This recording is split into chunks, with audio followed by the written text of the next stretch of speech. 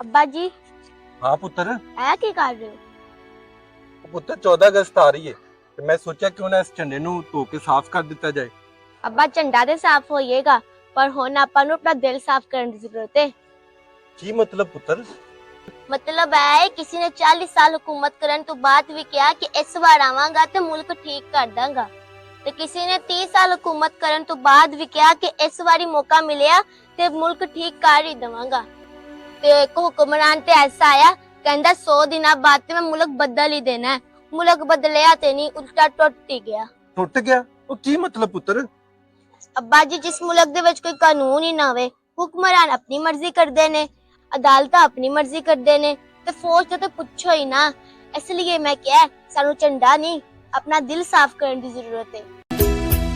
ये बदन तुम्हारा है।